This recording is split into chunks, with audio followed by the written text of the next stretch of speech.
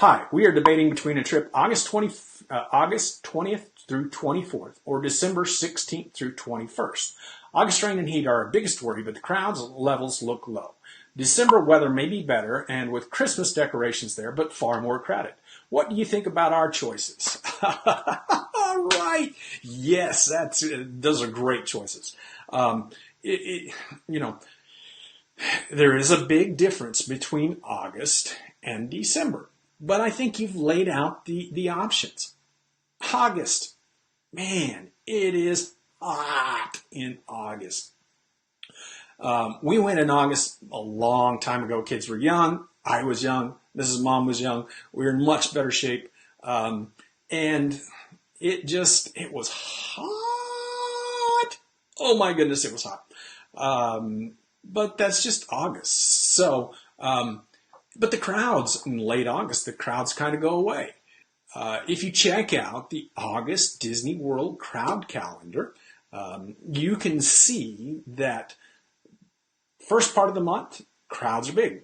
Then everybody goes back to school or starts getting ready for school, and the crowds kind of dwindle towards the end of the month. The end of the month, crowds, there just aren't any. They just all go away. Number one, it's 135 degrees and 1,000 degrees. It's hot. It really is hot. Yes, it rains every day, which is a good thing. It's good that it rains every day because it cools things off. The rain typically doesn't last all day. It only lasts a few minutes, maybe 30, 45 minutes, cools things off. Some people even leave the park when it starts to rain, so it's not terrible thing that you have rain there. So the rain in August is a good thing. And if you get days of rain, that's even better because there are no crowds and it's cooler when it rains. So August, crowds, none. Heat, awful. Now you talk about December. My face just lights up in this, and you talk about Christmas at Walt Disney World. There's just nothing better than Christmas at Walt Disney World.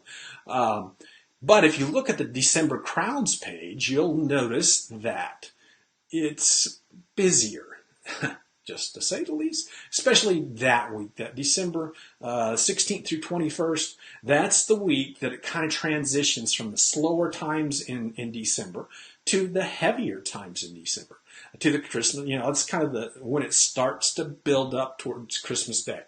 I will say that week is not quite as bad as it looks in the calendar.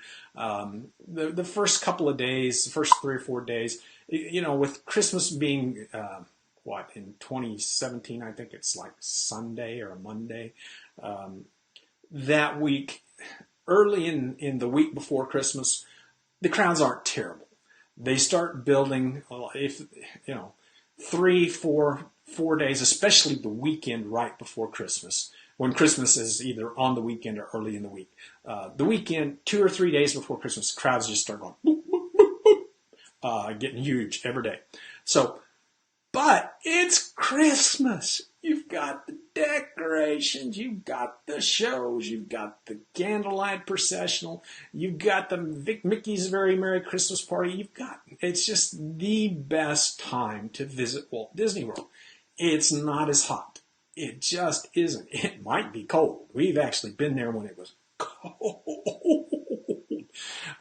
We've also, I was there last year and it was like 90 degrees a couple of days while I was there. It was kind of hot.